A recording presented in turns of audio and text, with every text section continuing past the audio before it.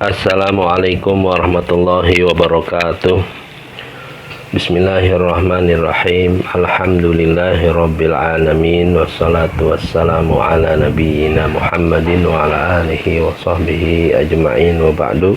Kita memasuki pertemuan ke-8 di pekan yang ke-9. Slide yang pertama disebutkan di situ pertanyaan, apa itu fikih? Ya, kita seringkali mengetahui fikih ini salah satu nama mata pelajaran. Ya, mari kita memahami, meskipun mungkin materi-materi awal tentang fikih ya tidak apa-apa kalau saya sebutkan kembali sebagiannya, insya Allah dengan ulangan itu ada faedah-faedah yang bisa kita dapatkan. Fikih, kita lihat apa yang dicantumkan di slide. Al-fiqhu lughatan, fikih secara kebahasaan artinya al-fahmu, al-fahm, artinya pemahaman.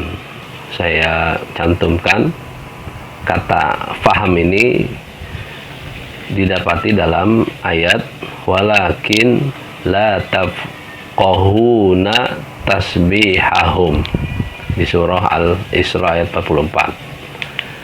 Ya, ini yang disebutkan oleh Syekh Utsaimin ya. Jadi beliau mengutip dari surah Al-Isra yang berkaitan dengan kata-kata al-faham tadi. Silahkan dilihat di kitab beliau Asy-Syarhul Mumti' ya. Selanjutnya beliau pun membawakan firman Allah wa qauluhu qalu ya Syu'aibu ma nafqahu katsiran mimma taqul. Mereka mengatakan, wahai Syu'aib, mereka yang dimaksud di situ adalah kaum Nabi Syu'aib. Ya, kaum yang dikenal dengan Madian.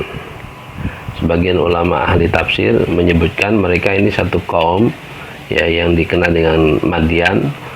Tapi juga ada yang menyebutkan bahwa Madian ini nama satu tempat ya, yang jelas ini adalah kaum Nabi Syu'aib.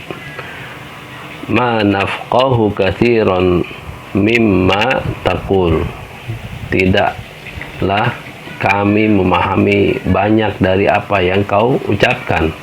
Jadi mereka tidak memahami apa yang didakwahkan oleh Nabi Syu'aib, apa yang dinasihatkan atau mau'izah yang disampaikan oleh Nabi Syu'aib. Dijelaskan oleh Syekh Utsaimin ya di kitab Syarhul Mumti tadi, bimakna la nafham, tidak memahami ya apa yang disampaikan oleh Nabi Syu'aib. Ini yang disebutkan oleh Syekh Utsaimin yang berkaitan dengan kata al-faham ya sebagai definisi secara kebahasaan dari al-fiqh atau fikih. Ya, ayat yang kita baca barusan di surah Hud ayat 91. Nah, kalau saya telusuri lagi, ternyata kata al-faham yang kita sering dengar dari para ulama ya yang menjelaskan kata al-fiqh ini dari al-faham ya, maksudnya adalah al-faham, ternyata mengutip dari ulama ahli lughah ya, Imam Al-Jauhari. Al-Imam Al-Jauhari ini hidup sekitar akhir abad keempat ya, atau beliau maksudnya hidup di abad ketigaan Hijriah dan wafatnya akhir abad ketiga, kemudian ya mau masuk abad keempat sekitar itu. Berarti kan sekitar 10 abad yang lalu ya, sekitar 1000 tahunan lebih ya, 1000 tahunan lebih yang lalu beliau memiliki karya yang luar biasa yang banyak dikutip oleh para ulama. Di situ disebutkan ya, Imam Al-Jauhari mengatakan dan yang lainnya wa ghairuhu huwa al-fahmu ya, yaitu al-faham, fikih itu al-faham, pemahaman. Wa qala Abu Ishaq, ini yang dikutip oleh Syekh Habib Ahmad Al-Kiranawi ya, namanya agak asing ya, mungkin kita yang belum familiar dengan nama beliau. Seorang peneliti yang saya lihat buku-bukunya banyak dicetak ini ya di beberapa negara. Maka saya kutip penjelasan beliau untuk menambah wawasan kita tentang fikih ini ya. Istilah fikih yang katanya al-faham ini ternyata disebutkan oleh Al-Jauhari ya 1000 tahunan yang lalu. Kemudian dikutipkan di situ ya apa yang disebutkan oleh Syekh Abu Ishaq wa sahibu Al-Lubab, penulis kitab Al-Lubab dari kalangan ulama Hanafiyah. Beliau menyebutkan fahmul asya'id daqiqah, fahmul asya'i ad-daqiqah, pemahaman tentang sesuatu secara mendalam, secara detail. Fala yuqalu, tapi juga tidak dikatakan faqihtu anna sama'a fawqana, saya memahami bahwa langit itu di atas kita ya. Ini kalimat ini semua orang pun paham, langit itu berada di atas kita. Maksud tadi ya fahmul asya' ad-daqiqah, pemahaman yang mendalam itu ya pemahaman yang secara detail ya, bukan seperti yang kita pahami tadi, oh langit itu di atas, itu semua orang juga tahu. Ini maksudnya di luar kebiasaan orang dalam memahami sesuatu. Kita lanjut. Wal fiqhu fil istilah ya, tadi kan fil lughah, sekarang fil istilah, secara istilah atau istilahnya yang dimaksud istilah syar'i, ma'rifatu ahkamillah, mengetahui hukum-hukum Allah, al-aqdiyah wal amaliyah, baik secara ketentuan dan tuntunan praktisnya secara amaliyah.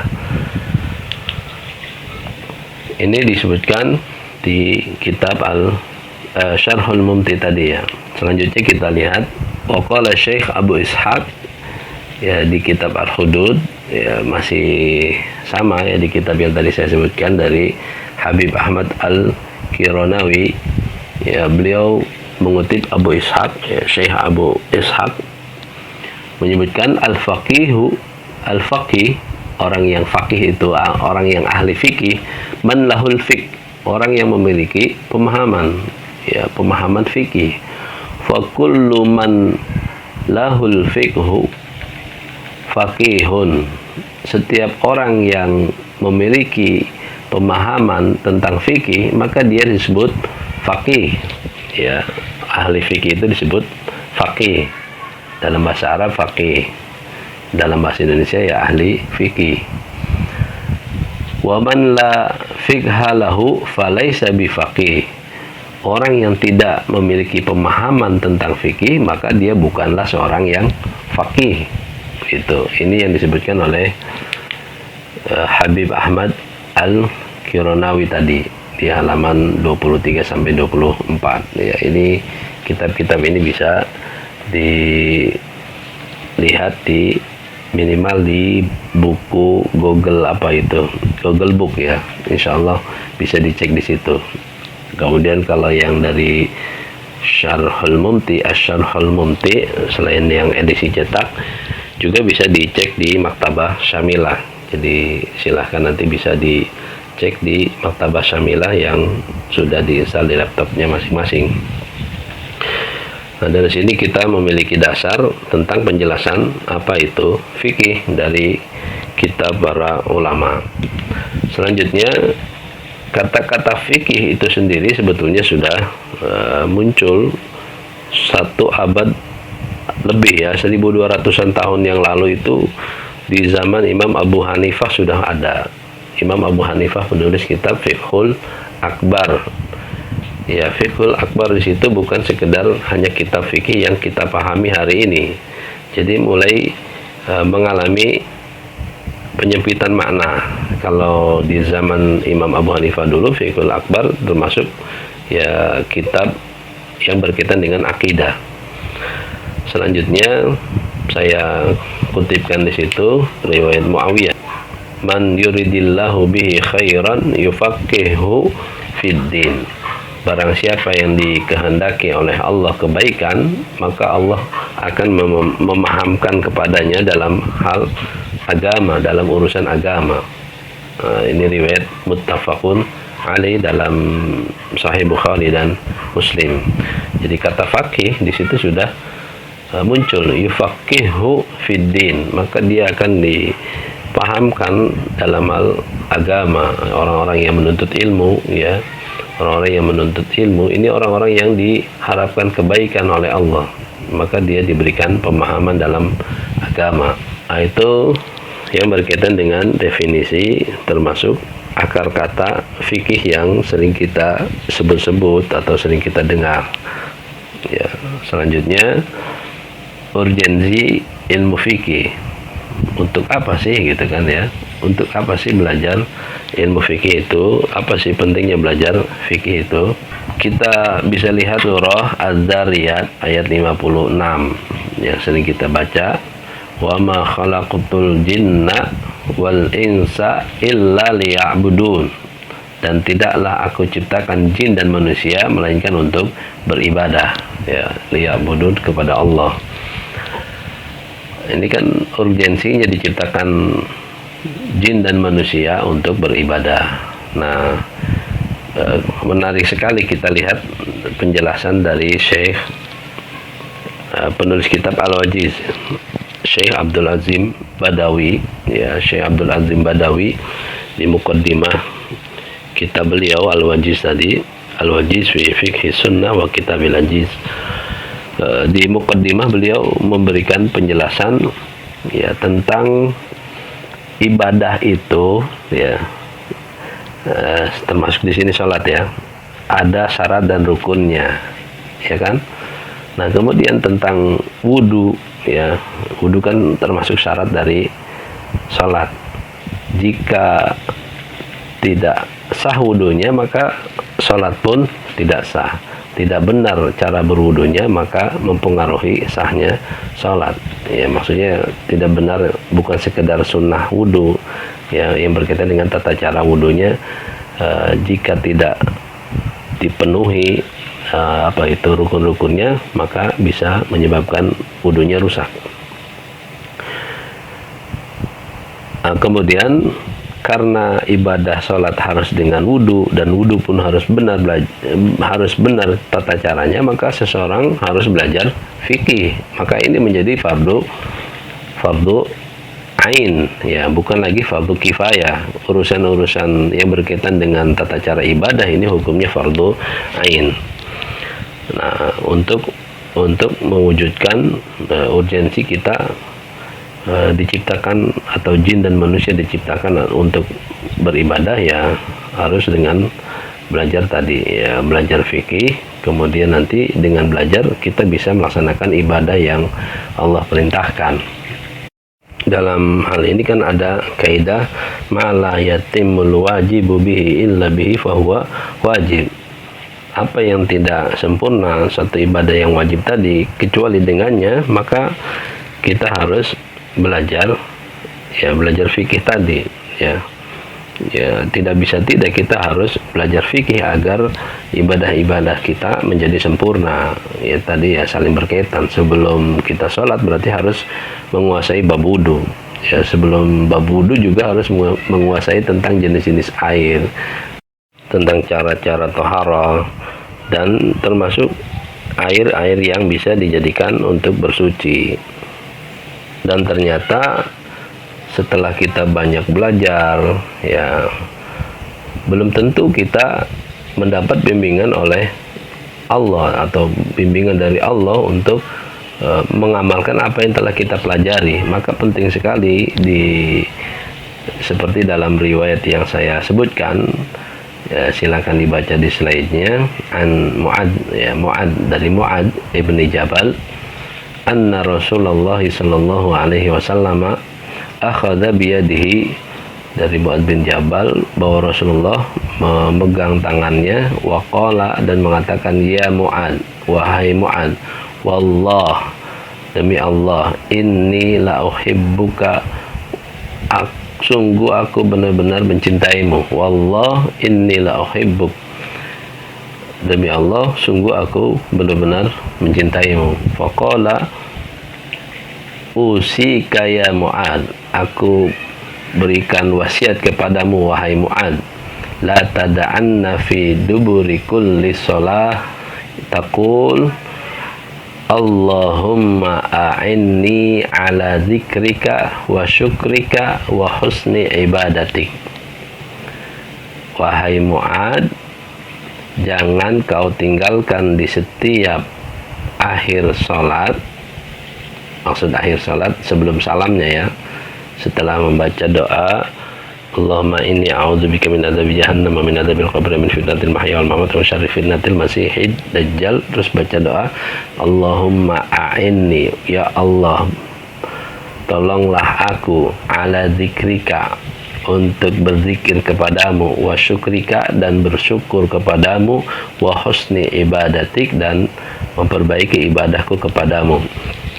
Nah, ini kan ternyata begitu pentingnya doa kita kepada Allah, dan kita tidak boleh hanya mengandalkan kemampuan kita, kecerdasan kita, dan dari situ tanpa pertolongan dari Allah ya kita tidak bisa menjadi ahli ibadah seperti tugas kita yang tadi disebutkan, ya diciptakan hanya untuk beribadah kepada Allah.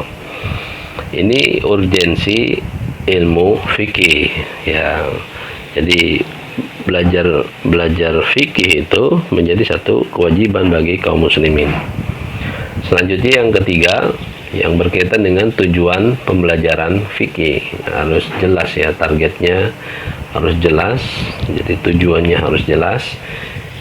Ini karena berkaitan dengan materi yang akan dipelajari di pelajaran SD, kurikulum SD, maka kita harus lihat yang sudah dirumuskan oleh Menteri Agama, atau disebutkan di situ keputusan Menteri Agama yang sering disingkat dengan KMA nomor 183 tahun 2019, ya tahun lalu berarti kan, belum lama, di halaman 25, karena buku ini sampai 447-an halaman, jadi hampir 450 ya, jadi ratusan halaman, begitu banyak, maka saya perlu juga untuk menuliskan halamannya di situ. Jadi ketika sewaktu-waktu membutuhkan, silahkan dilihat di halaman tersebut, dan ini bisa di-download ya, diklik aja di Google atau mesin pencari lainnya, insya Allah ketemu.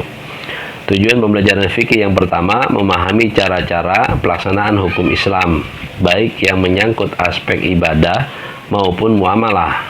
Ya tadi disebutkan ibadah dan muamalah, untuk dijadikan pedoman hidup dalam kehidupan pribadi dan sosial.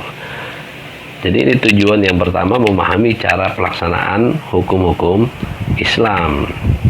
Jadi ya begitu bagusnya ini kan tujuan yang dibuat, yang dirumuskan oleh pemerintah, dan tim perumus ini pun tim-tim yang ahli ya, tim-tim yang sudah memiliki pengalaman dan mengetahui banyak wawasan apa yang harus dipelajari oleh anak-anak SD ya, sehingga perlu ditetapkan apa yang harus dipelajari. Kemudian tujuan yang kedua ya, tujuannya melaksanakan ketentuan hukum Islam dengan benar dan baik sebagai perwujudan dari ketaatan dalam menjalankan ajaran agama Islam, baik dalam hubungan manusia dengan Allah Subhanahu wa Ta'ala, dengan diri manusia itu sendiri, dengan sesama manusia dan makhluk lainnya, maupun hubungan dengan lingkungannya. Ya, ini muamalah ya, lebih kepada muamalah. Ini tujuan pembelajaran fikih yang disebutkan dalam KMA nomor 183 tahun 2019. Berarti kan ini editan atau revisi dari edisi sebelumnya. Edisi sebelumnya tidak saya tampilkan agar tidak terlalu banyak memakan halaman. Jadi kalau misalnya ada yang mau lihat, membandingkan edisi sebelumnya, ya silahkan dicari di mesin pencari Google atau yang lainnya. Kita lihat sekarang ruang lingkup pembelajaran fikih. Apa saja? Ya, ini sudah lebih detail lagi ya, lebih kepada pembelajaran praktis yang berkaitan dengan poin-poin apa saja yang akan dipelajari di pelajaran fikih atau pembelajaran fikih yang berkaitan dengan fikih ibadah yang pertama. Kemudian nanti yang kedua berkaitan dengan fikih muamalah. Sekarang kita lihat ini porsinya lebih banyak dari fikih muamalah. Fikih ibadah ya ini meliputi pengenalan dan pemahaman tentang cara pelaksanaan rukun Islam yang benar dan baik. Ya, sampai di situ kita ketahui dengan pasti, dengan jelas di sini bahwa tim perumus di pemerintah sudah begitu bagus ya menentukan tujuan, menentukan ruang lingkup yang harus dipelajari, ya termasuk poin-poin yang harus dipelajari. Ini sudah saya kasih warna di situ ya. Yang pertama menyucikan najis, ya masuk bab toharoh tadi ya. Kemudian istinja, istijmar, kemudian masuk bab wudu, tayamum, kemudian ada lagi bab adzan dan iqamah ya, dan sholat fardu ya, juga termasuk sholat berjamaah ya. Setelah itu tentang zikir dan doa setelah sholat fardu, jadi masuk bab-bab zikir juga. Nah ini kan kalau ada yang masih ingat dengan adab, materi adab yang kemarin 2 pertemuan atau 3 ya, 2 pertemuan yang lalu, itu kan saling berkaitan nanti di sini ya.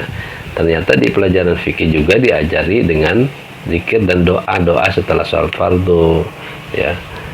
Ini nanti bisa saling menguatkan. Kemudian sholat sunnah, kemudian ada sholat jamak ya, sholat tadi kan sholat sunnah rawatib, kemudian sholat ini sholat jamak dan qashar, berarti kan tentang kondisi ketika seseorang sudah sedang berada dalam keadaan musafir ya, jamak, atau dalam kondisi tertentu yang dia butuh untuk menjamak, seperti dalam kondisi hujan ya, atau dalam kondisi yang sedang ada keperluan ya.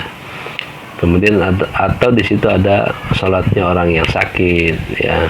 Kemudian masih pembahasan puasa Ramadan, termasuk entah itu puasa sunnah berjamaah atau sendiri. Kalau misalnya pemerintah juga masuk tidak mengizinkan salat Id secara berjamaah, maka boleh secara sendiri di rumah Anda. Kita lanjut ya, tanda-tanda juga ada di situ pembahasan zakat. Ada lagi bab mandi wajib setelah haid, bab mandi wajib setelah zakat fitrah. Ini dikoreksi ya, terutama istilah-istilah itu biasanya yang benar itu zakatul fitri. Kalau menamakan zakat fitrah, nanti orang akan menyebut juga Idul Fitri dengan pembahasan soal memaknainya dengan Idul Fitrah, kembali suci. Padahal yang benar Idul Fitri kembali berbuka, bukan kembali suci, seperti dalam teksnya dalam bahasa Arab yang telah maklum.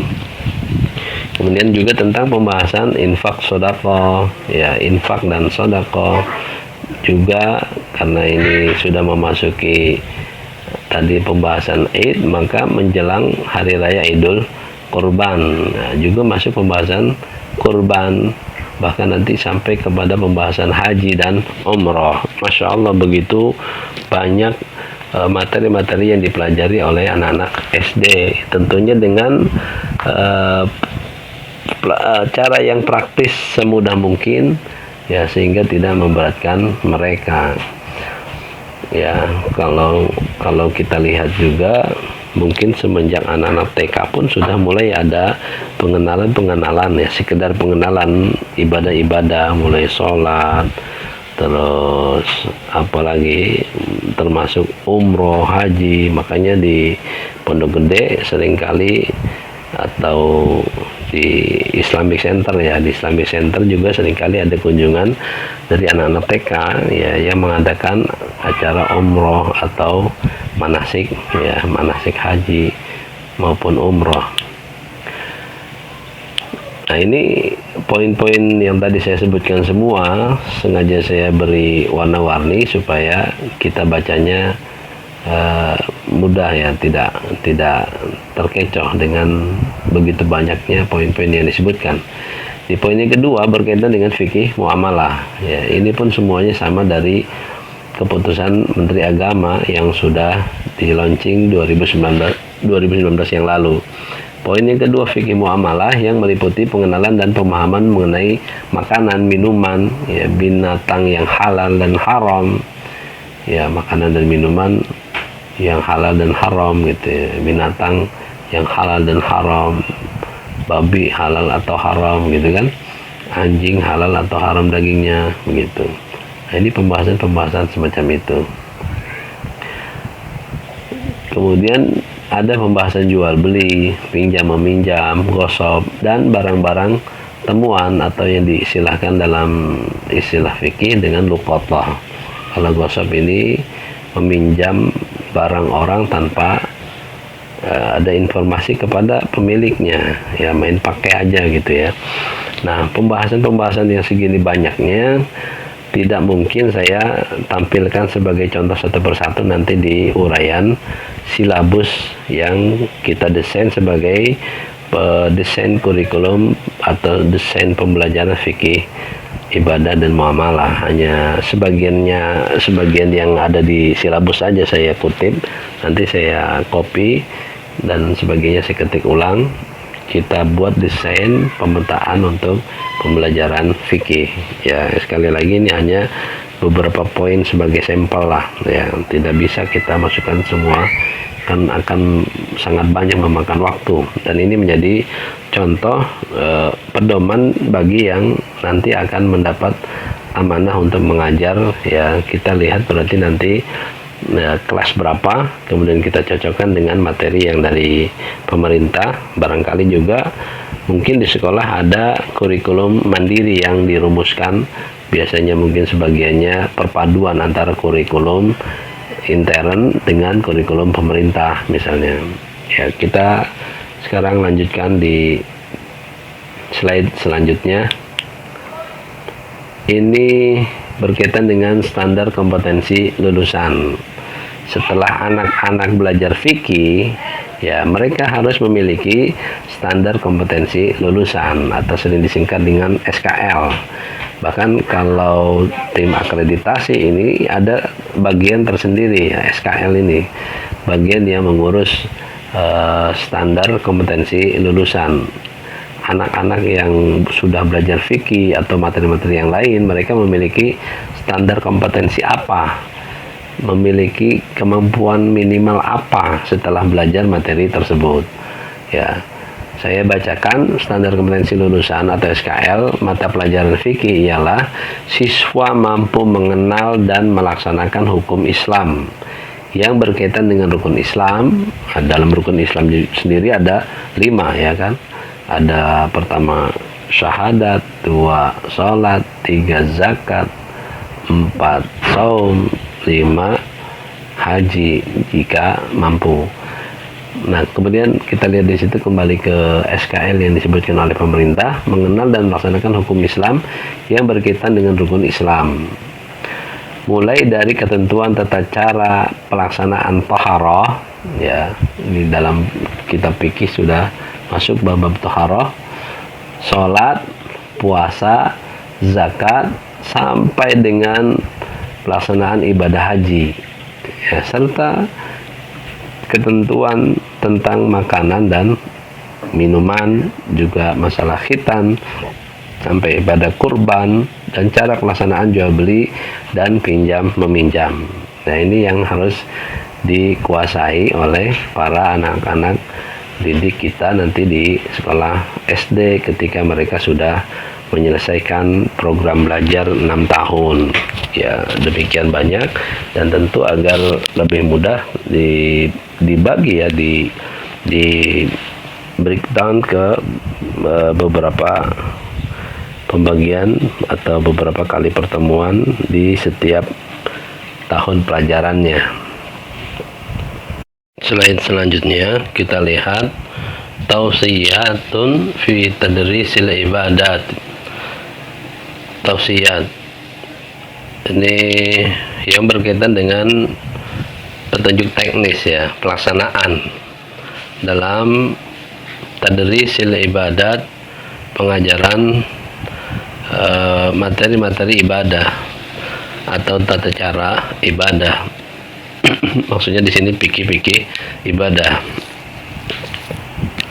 Yang pertama, ini ada beberapa poin ya, ada sekitar 4 poin yang disebutkan oleh Syekh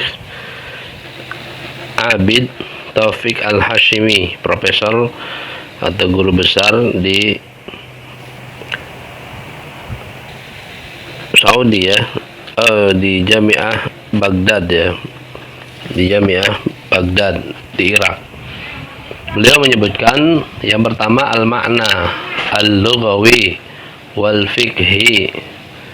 Ya, al-makna yang pertama sebutkan makna secara lughawi dan fikhi, pemahaman dalam pembahasan setiap amalia ibadah, misalnya sholat ya, maka dijelaskan makna sholat itu secara kebahasan apa, secara syar'i atau istilah, atau di sini istilahnya fikih, secara pemahaman fikihnya apa, maka disebutkan itu ya. Seperti tadi di awal saya sebutkan tentang fikih, disebutkan fikih secara kebahasaan, kemudian secara istilah atau pemahaman fikih itu yang utuh itu seperti apa begitu ya. Jadi ini poin awal yang harus dijelaskan kepada para peserta didik atau anak-anak murid. Poin yang kedua, ahamiyatuha wa fadluha wa ajru muaddiha wa hukmu tarikiha. Yang kedua ini yang berkaitan dengan urgensi atau pentingnya belajar satu ibadah. Untuk apa anak-anak ini perlu diajarkan sholat, untuk apa mereka harus belajar juga tentang puasa, tentang zakat, pentingnya seperti apa sih gitu, harus dijelaskan. Wa fadluha, keutamaannya, misalnya karena di bulan Ramadan kita seringkali mendengar para ustadz, para khatib menjelaskan tentang keutamaan puasa. Orang-orang yang berpuasa, misalnya ada surga khusus bagi orang-orang yang rajin berpuasa, namanya surga Ar-Rayyan misalnya. Kemudian ajru muaddiha, ganjaran bagi orang-orang yang menunaikannya, dijelaskan ya, semuanya dijelaskan kepada anak-anak. Wa hukmu tarikiha, dan hukum meninggalkannya. Bagaimana hukuman bagi orang-orang yang meninggalkan puasa Ramadan, misalnya dalam riwayat disebutkan ada orang yang di akhirat nanti mulutnya dirobek ya sampai rahangnya ya, karena dia ternyata berbuka di siang hari di bulan Ramadan. Selanjutnya yang ketiga, sebentar ya, dua poin, poin satu dan poin yang kedua ini ditegaskan oleh Syekh siapa tadi, Abid Taufik ya, Syekh Abid Taufik. Beliau menjelaskan tentang dua poin ini sebagai pemahaman yang dasar ya, pemahaman yang dasar. Anak-anak tahu tentang apa yang mereka pelajari, ibadah-ibadahnya, kemudian mereka tahu pentingnya pelajaran itu, keutamaannya, ganjaran apa yang akan mereka dapatkan. Ini bagian-bagian dasar ya dari pembahasan materi fikih ibadah. Selanjutnya yang ketiga, poin yang ketiga, kaifiyatu adaiha wa tafsirul ayatil khassati biha. Kaifiyah, tata cara menunaikannya. Jadi di poin yang ketiga ini mulailah masuk ke pembahasan tentang bagaimana tata cara melaksanakan ibadah yang tadi disebutkan, mulai dari toharoh, kemudian berwudu, sholat ya, terus saum, puasa, zakat, haji, dan seterusnya. Jadi diajarkan ya, nanti ada uraian di silabusnya ya. Kita lihat bagaimana mendesain kurikulum fikih ibadah dan ini bisa dikembangkan masing-masing. Yang saya jelaskan nanti hanya sebagai contoh ya, sebagai contoh, dan tentu nanti disesuaikan dengan kondisi di sekolahnya masing-masing, di sekolah yang kita atau tempat kita mengajar di sana ya. Selanjutnya yang keempat, al-hikmatu minha ya. Ini sebisa mungkin harus menyebutkan hikmah dari mempelajari tata cara ibadah-ibadah tadi yang dipelajari oleh anak-anak ya. Mereka itu kan perlu juga motivasi ya. Hikmah dari apa yang mereka pelajari itu apa gitu ya, disebutkan, dijelaskan. Ahdafuha wa fawaiduha ya. Ahdaf, tujuan-tujuan, dan faedahnya. Ini yang disebutkan oleh Profesor Abid Taufik Al-Hashimi di kitab Turuqut Tadris ya, Turuqut Tadrisiddin ya, cukup tebal, dan kelihatannya buku ini juga dicetak dalam judul Inggris ya, Method of Teaching Religion ya, metode pengajaran agama ya, yang berkaitan dengan ilmu-ilmu syar'i. Wallahu a'lam, saya belum tahu ini kitab ini sudah ada PDF-nya belum. Saya punya juga ini dari gratis ya, ikut daurah di LPMP di Jakarta, ini Jakarta Selatan kalau nggak salah ya. Alhamdulillah saya punya buku ini sudah lama juga, cuma mungkin baru beberapa tahun terakhir saya buka-buka secara maksimal, terutama yang berkaitan dengan materi-materi pendidikan dan metode pembelajaran. Kita lihat selanjutnya, desain kurikulum fikih disesuaikan dengan silabus. Ini hanya sebagian ya, hanya sebagian saya ambil yang di kelas 1, kelas 2, kelas 3, di halaman berikutnya nanti kelas 4, 5, dan 6. Yang pertama dulu kita lihat di layar kelas 1 ya. Ini kan ada ada uraian di silabus, ada kompetensi inti 1, kompetensi inti 2, itu kan ada yang berkaitan dengan kepribadian dan sosial atau apa itu ya, yang berkaitan dengan karakter yang ditanamkan kepada anak-anak yang ada di silabus itu. Nah, kemudian di kompetensi inti 3 ya, ini mulai masuk ke materi yang dipelajari oleh anak-anak ya. Saya kutipkan di kelas 1 misalnya, memahami rukun Islam.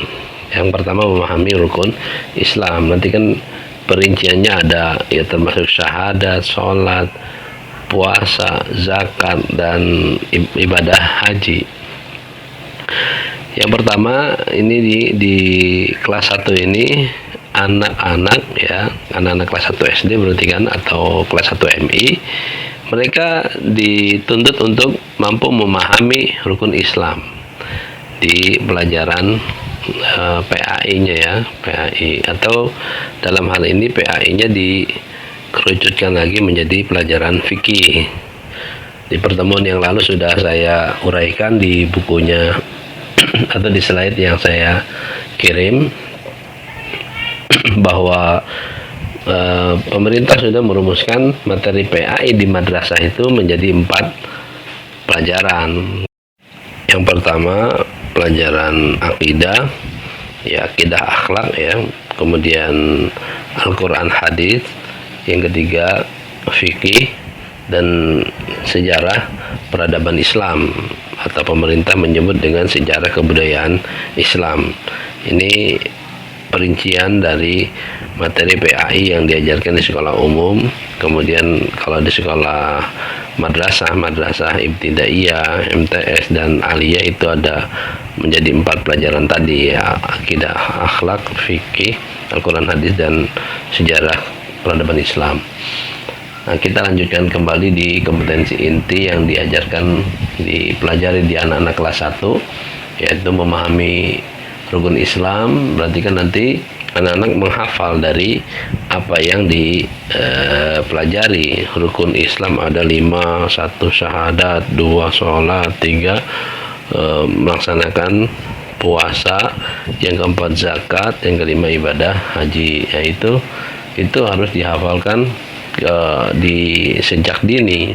Yang ada eksperimen sosial, eksperimen di anak-anak SMA, juga termasuk di anak-anak fakultas PAI ya, di perguruan tinggi, terutama yang SMA tadi juga dites tentang rukun iman, rukun Islam. Mereka sebagiannya belum hafal ya, atau mungkin lupa, atau mungkin ya memang ada yang tidak hafal ya, bahkan mungkin juga belum tahu tentang rukun iman dan rukun Islam. Ini kan satu kondisi yang mengkhawatirkan, padahal itu adalah materi-materi dasar yang sejak SD juga semestinya sudah diketahui oleh mereka ya. Nah, kemudian berikutnya di kompetensi dasarnya memahami kalimat syahadat. Jadi nomor satu dari rukun Islam tentang kalimat syahadat.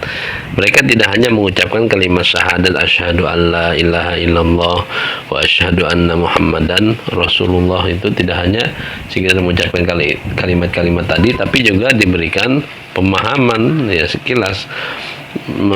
Kalau lihat di metode pembelajarannya bisa dengan cara interaktif ya, bertanya kepada anak-anak dan anak menjawab ya, interaktif atau dialog, juga dengan cara tanya jawab langsung. Nah, kalau interaktif kan bisa penjelasan, kemudian dalam penjelasan itu merangsang anak-anak untuk ikut merespon, untuk menjawab apa yang ingin dikatakan oleh Pak Guru atau Ibu gurunya. Dan karena tadi ada kalimat syahadat, maka metode pembelajaran ini mungkin sebagian anak-anak belum dengar lengkap ya. Kadang-kadang saya juga cek sendiri anak-anak saya, misalnya ada mungkin sebagian huruf yang kurang tepat, kurang sempurna ya, ketika mereka sudah belajar di sekolah bahkan ya misalnya. Nah, apalagi kalau ketika di sekolah juga sebagian masyarakat memang belum mengajarkan kepada anak-anak ya tentang kalimat syahadat ya, maka perlu diterapkan metode talqin ya. Bapak Ibu gurunya memberikan panduan atau memandu anak-anak untuk mengucapkan kalimat syahadat yang baik dan benar ya. Kadang-kadang mungkin ada yang kurang tepat dari anak-anak ya, meskipun mereka mendengarkan, bisa jadi sambil main-main, akhirnya pengucapan kalimatnya kurang tepat ya. Makanya yang punya adik kecil coba dicek anak-anak, atau ya adik kecil yang SD, yang TK ya umur kelas 1, 2, atau yang TK kelas A, TKA, TKB ya, bisa jadi kan mereka diajarkan dengan pengucapan kalimat yang benar, tapi ya tadi bisa jadi anaknya sambil tertawa dengan temannya sambil bercanda, akhirnya kurang lengkap dalam menyimak apa yang diajarkan, atau pas mengucapkan sambil tertawa, jadi ke bawah sampai rumah yang diucapkannya itu kurang tepat. Nah, makanya perlu dicek. Disinilah peran kerjasama dalam pendidikan di lingkungan keluarga dan di sekolah, jadi harus bersinergi ya. Kemudian kompetensi dasar, ini maksud kompetensi dasar itu kemampuan yang dimiliki anak setelah belajar ya, tadi memahami kalimat syahadat. Kemudian juga nanti masuk juga ke pembahasan tentang tata cara toharoh ya, bersuci, membersihkan dari najis ya, membersihkan diri dari najis gitu. Kemudian karena ini berkaitan dengan materi-materi toharoh ya, mungkin ya, bisa kita dengan metode demonstrasi, misalnya cara membersihkan. Masih ingat ke pelajaran membersihkan membersihkan bejana yang dijilat atau membersihkan diri dari jilatan anjing misalnya ya, atau bejana ya. Idza walagal qalbu fi ina'i ahadikum, gitu kan hadisnya di Bulughul Maram dan yang lainnya. Kalau anjing menjilat bejana gitu kan, maka bagaimana cara mencucinya ya. Ini kan contoh-contoh yang bisa kita jadikan dengan penerapan metode demonstrasi. Maksudnya demonstrasi berarti kan ada yang praktek membersihkan langsung ya. Bagaimana tata cara, nanti mungkin selanjutnya ada tata cara tayamum ya, bapak ibu gurunya bisa langsung mempraktekkan di situ, atau memutar video ya, seperti kita lihat di situ. Bahan ajarnya selain buku pelajaran dicantumkan juga ya sumber buku bacaan, kemudian media baik video, gambar ya, atau kalau perlu kita bawa ke ruangan khusus misalnya tempat berwudu. Jadi praktek langsung ya, pindah ruangan dari ruang tertutup ke ruang terbuka. Ini perlu bahkan sesekali diajak ke luar ruang kelas ya. Termasuk jika diperlukan juga gunakan alat peraga ya, gunakan alat peraga, patung atau apa ya semacam itulah. Sekarang kita lanjutkan di poin yang kedua, beberapa pembahasan yang ada di kelas 2-nya. Disebutkan di situ di kompetensi inti yang ketiga ya, dilihat di silabusnya yang ada di KMA yang sudah saya share di grup ya, KMA dari Keputusan Menteri Agama untuk kelas 2 SD. Memahami arti penting kalimat azan dan iqamah ya. Ini kan berarti anak sudah masuk ke pembahasan azan dan iqamah. Kalau dilihat di bab-bab fikih sudah masuk ke bab mawaqitus shalah ya, masuk waktu-waktu sholat, atau sudah masuk bab waktu sholat ya, kita bersolah ya.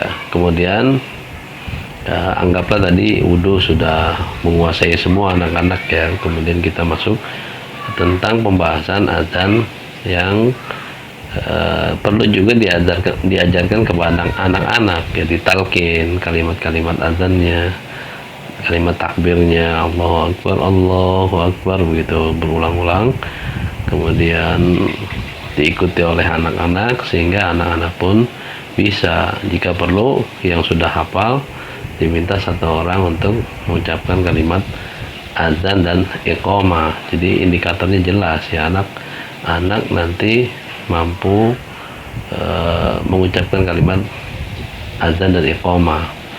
Kemudian menerapkan tata cara azan dan iqamah di kompetensi dasarnya, menerapkan gerakan dan tata cara salat fardu ya. Setelah azan dan iqamah berarti masuk ke bab salat fardu ya. Di kompetensi intinya juga disebutkan memahami salat fardu ya. Kemudian di kompetensi dasarnya menerapkan gerakan dan tata cara salat fardu ya. Kemudian di kelas 2 ini berarti kan praktek semua ini ya, mulai dari azan, iqamah dan sampai kepada sholat.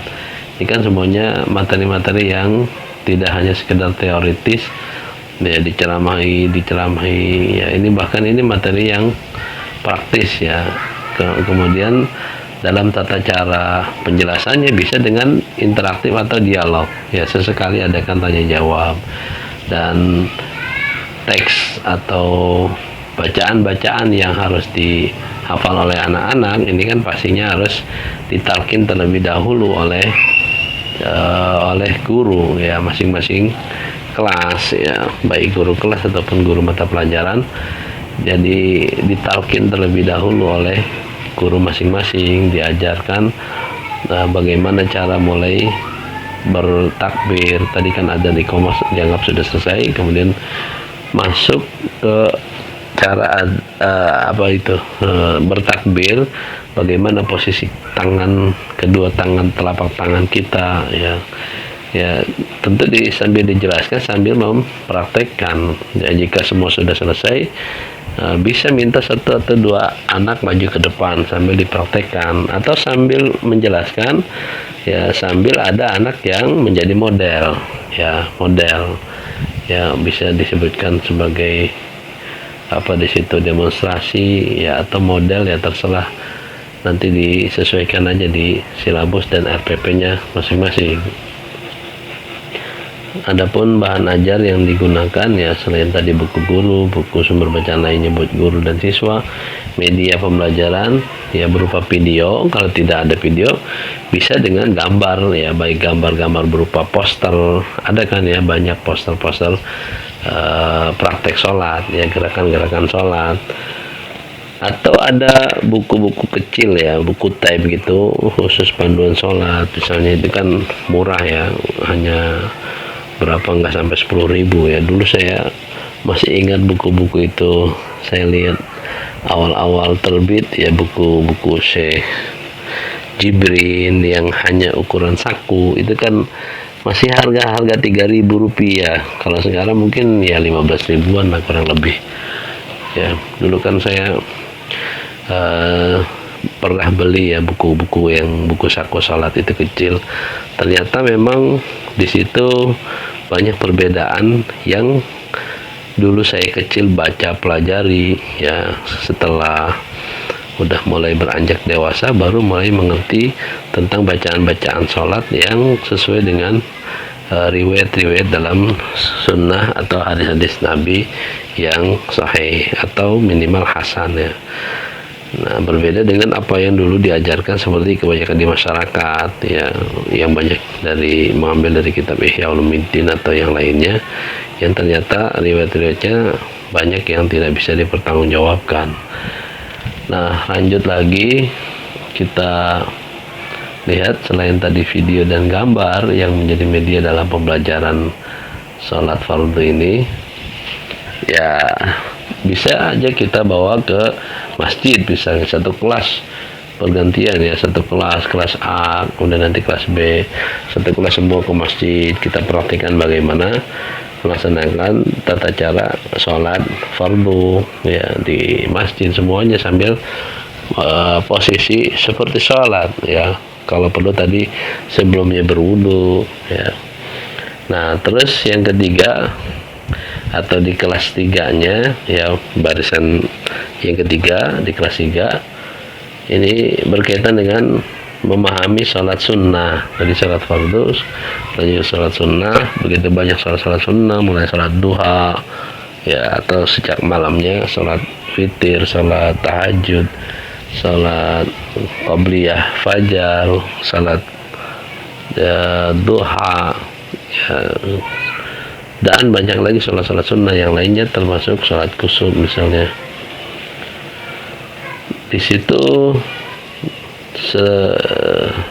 di kompetensi dasarnya ya, di kotak selanjutnya memahami ketentuan dan tata cara sholat sunnah ya. Tadi kan memahami sholat sunnah sekedar mengenal, dan di kompetensi dasarnya memahami ketentuan dan tata cara sholat sunnah. Kemudian nanti penjelasan atau metode pembelajarannya mulai dari dialog, interaktif, dan tanya jawab seperti tadi biasa, dan bacaan-bacaannya perlu ditalkin juga ya, diajari secara lisan oleh guru yang mengajarkan ya. Jika juga perlu ada demonstrasi ya bisa dipraktekkan, karena sebagian sholat sunnah juga ada yang tata caranya berbeda ya, sholat kusuf ya, kemudian sholat kusuf atau sholat khusuf itu kan gerhana ya, bulan ataupun matahari, kan berbeda itu dengan sholat yang lain. Dia dalam satu rakaat itu ada 2 kali membaca surat Al-Fatihah dan 2 surat yang panjang dengan 2 ruku ya, dan begitu di rakaat yang kedua juga sama begitu, ada perbedaan dengan sholat-sholat yang lain ya.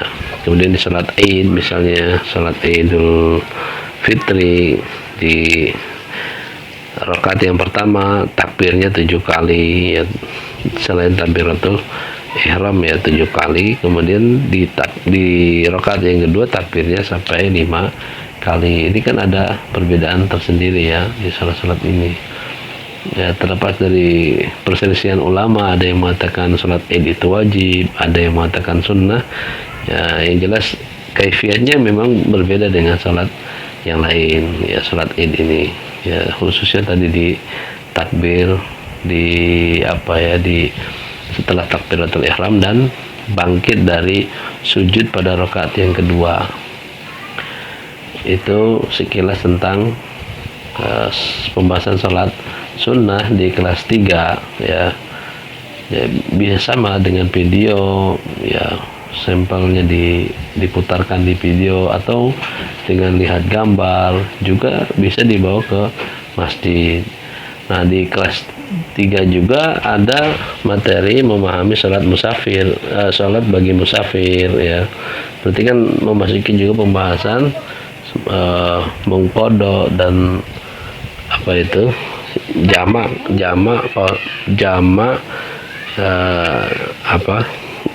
dan qashar ya. Jamak dan qashar, menjamak salat, jamak takdim dan jamak takhir.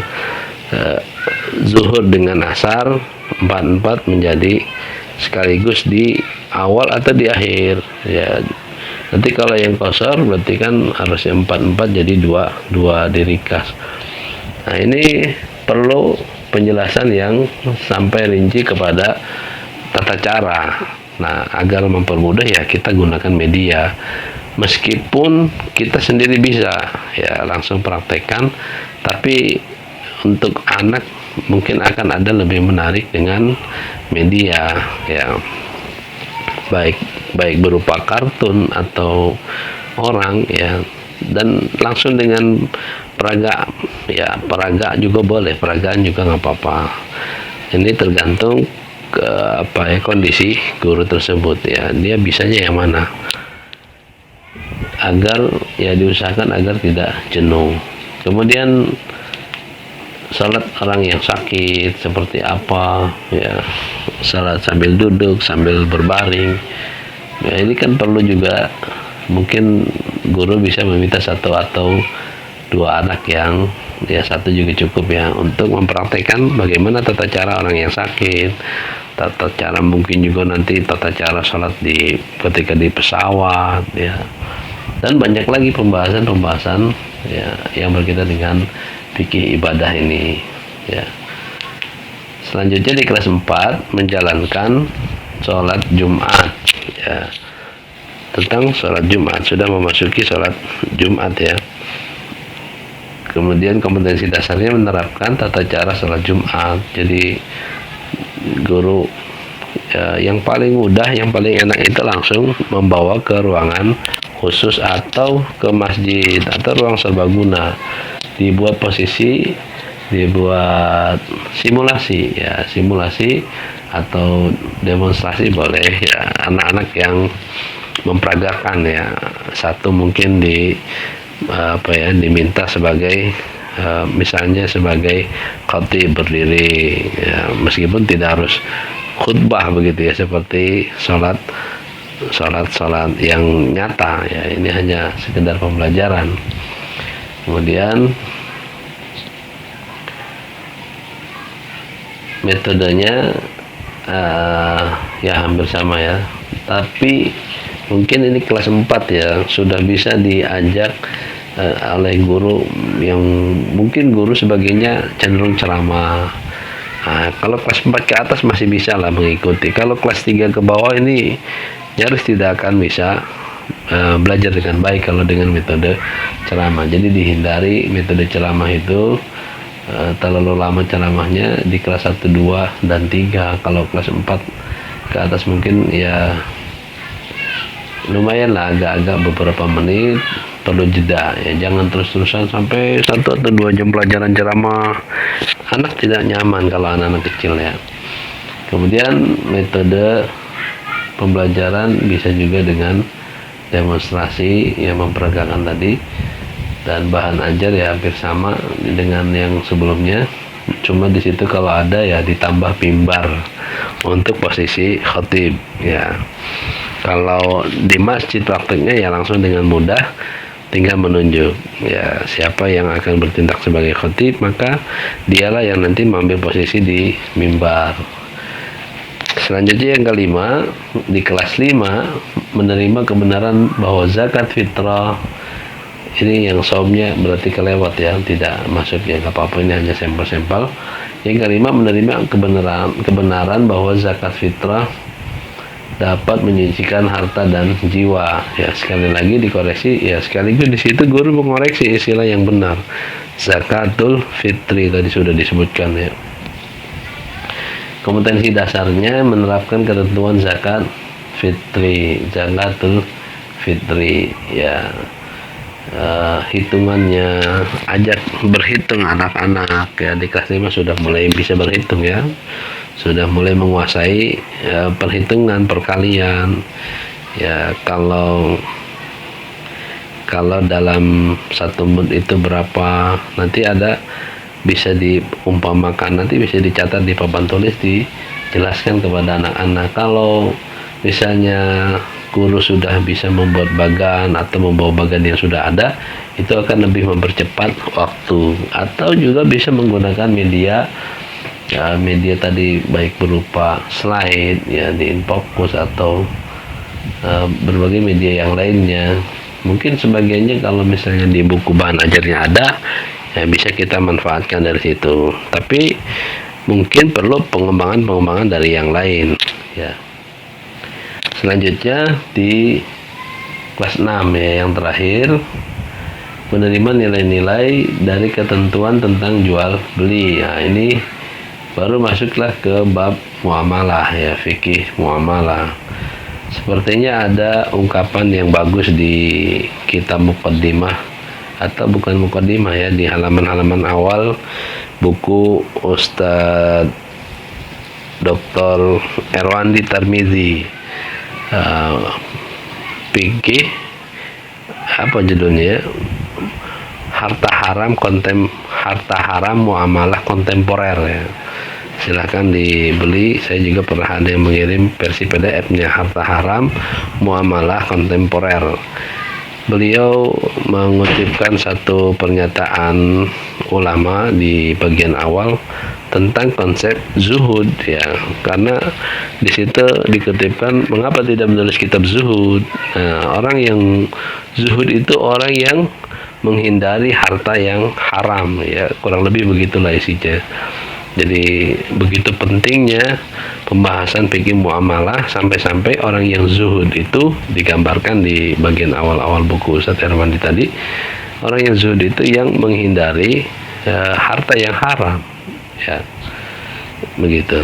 Kemudian mengenai jual beli ya, ini sudah dipelajari di kelas 6 ternyata.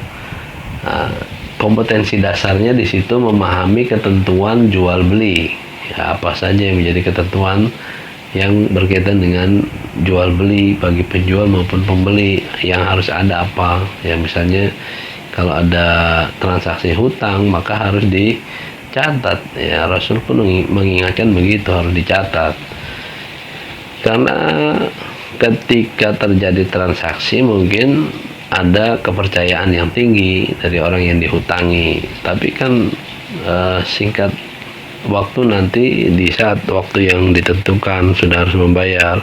Orang yang berhutang ini terkadang lepas kontrol ya, harusnya dia membayar dan nanti cari-cari saja alasan untuk tidak langsung segera membayar, padahal dia mampu ya.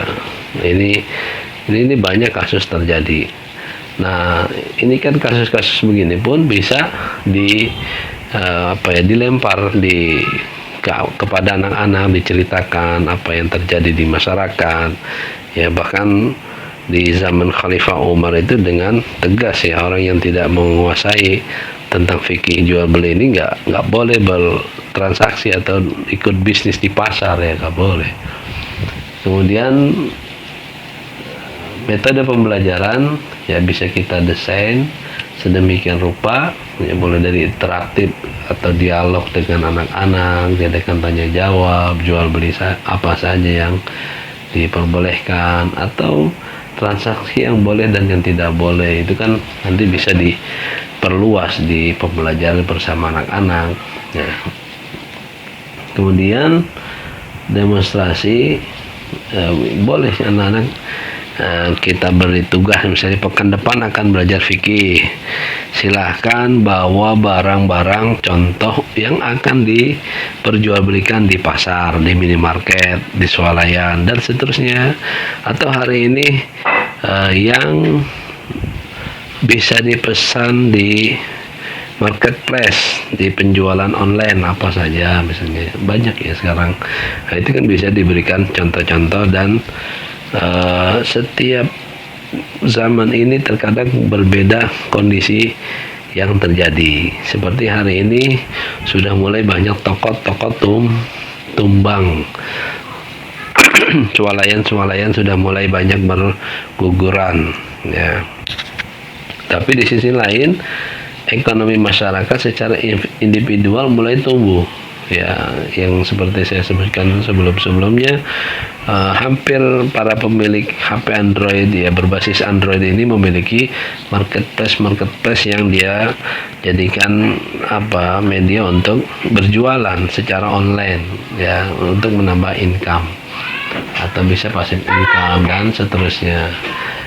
Nah, bahan ajar yang bisa disiapkan selain buku guru siswa, kemudian sumber lainnya juga media ya, bisa juga dengan rekaman video transaksi orang yang berjual beli atau minimal gambar ya. Dan tadi saya sebutkan ya, misalnya bisa juga dengan membawa alat peraga ya, atau sesekali boleh dibawa ke tempat orang biasa berlalu lalang bertransaksi ya, baik di lingkungan sekolah atau di lingkungan sekitar sekolah ya. Sampai di situ sudah selesai yang berkaitan dengan desain kurikulum fikih, ibadah, dan muamalah untuk anak-anak SD. Kita akhiri di pertemuan kita dengan membaca doa kafaratul majlis. Subhanaka Allahumma bihamdika asyhadu an la ilaha illa anta astaghfiruka wa atubu ilaik. Wassalamualaikum warahmatullahi wabarakatuh.